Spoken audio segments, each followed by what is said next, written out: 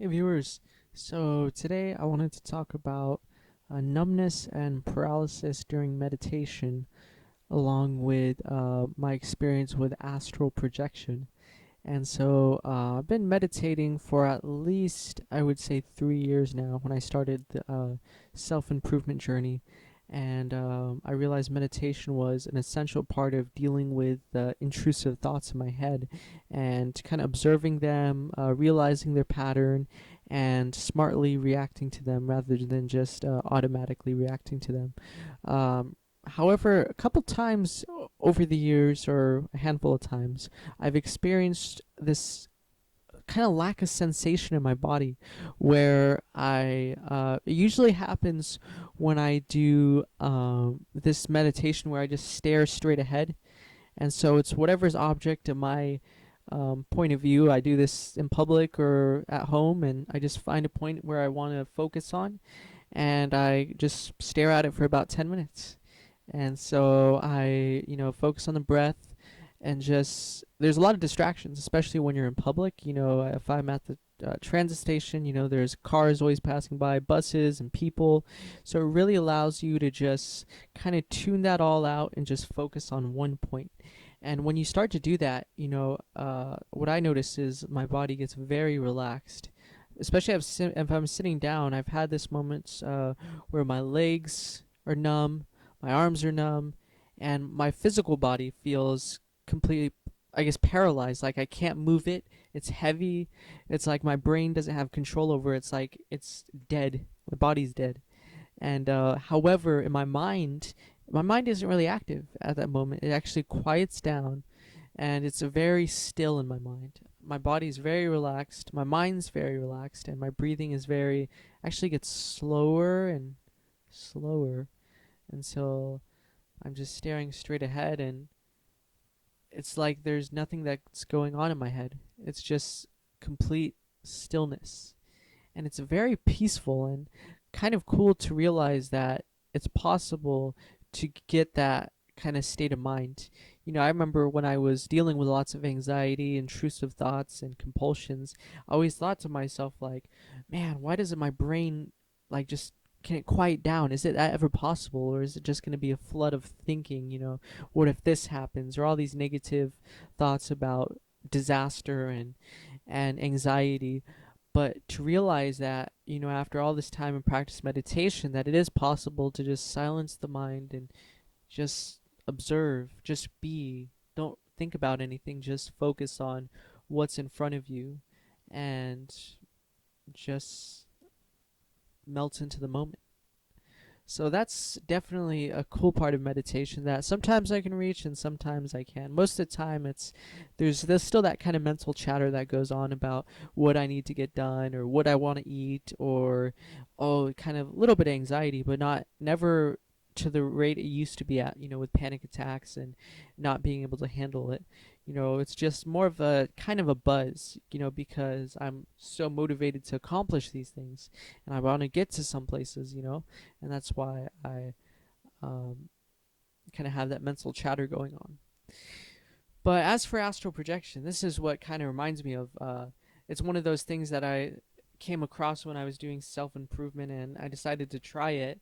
It seems kind of crazy and kind of hokey, this idea that you could relax yourself so much that you're floating above your body and then you travel to the astral realm. So, I played along. I've been doing it the last few years or so. And what I realized is that I think at first I did a lot more, and then over time, it takes a lot more um, time out of your day to do astral projection, because a lot of the guided meditations are like over an hour, and so you have to devote that time. And uh, for me, it's like during the day I want to keep accomplishing things, so I think an hour is a little bit too long.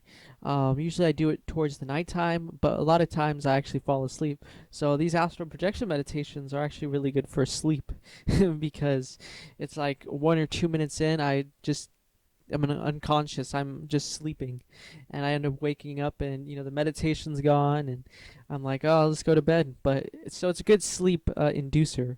Um, it seems very far-fetched, even for self-development and improving yourself. It's very out there. It's like, is it really possible to float above your body, to really be floating above your body, and to go to this, you can see a lot of the meditations are like, you start by calming yourself down, and you let your body relax and you just focus on your breathing, and then you begin to visualize kind of something in your mind about how you're floating. You're starting to separate your mind from your body. So your physical body stays in the ground, stays close to the ground. It's relaxed, whereas your spiritual body, or your mind, starts to kind of visualize ascending, above your physical body.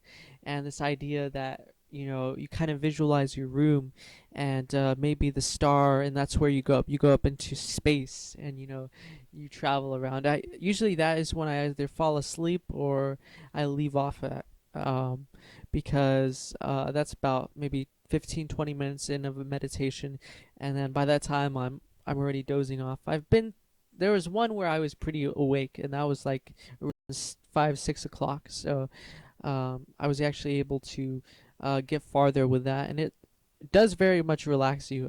Astral projection, it has that same feeling where your body is just kind of numb. There's not a lot of sensation, because it's almost like, it almost feels like the blood flow is gone, and all that focus is gone from that part of your body, your legs and your other extremities, and all that's you're focusing on is your mind.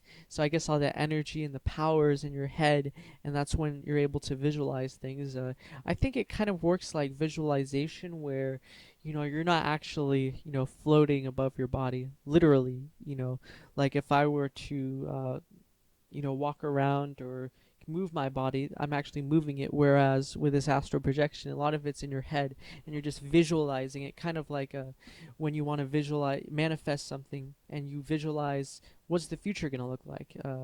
What am I going to be doing? What am I going to be wearing? What am I going to be driving? Or what job am I going to have? And so you picture that in your head, like, oh, maybe I'll have this, and it's your imagination, and that's what I feel like astral projection is.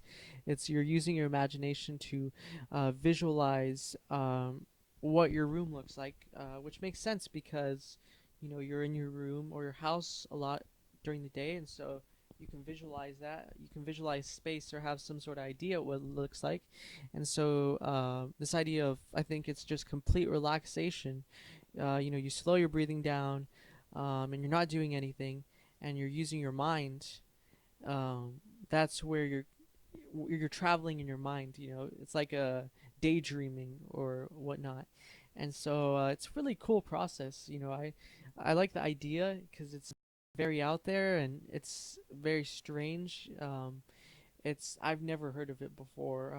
I started doing self improvement, and it's really just it's just fun.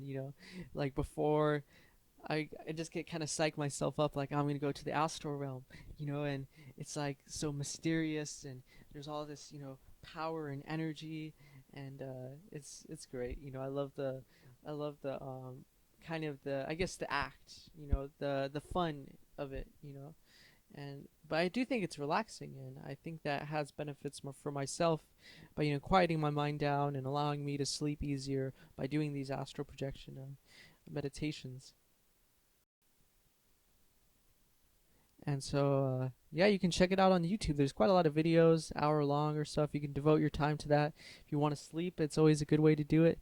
Um, and yeah, I've been doing it a lot more this summer because I actually had the time, and I've devoted and carved out time to specifically focus on that. That was one of the things I wrote down on my summer of success list, was astral projection, and becoming a novice at that. At least devoting more time rather than just thinking in my head like, oh yeah, I should do astral projection, and then the next day I think to myself, oh well, I kind of forgot about that, so I'll save it for next week.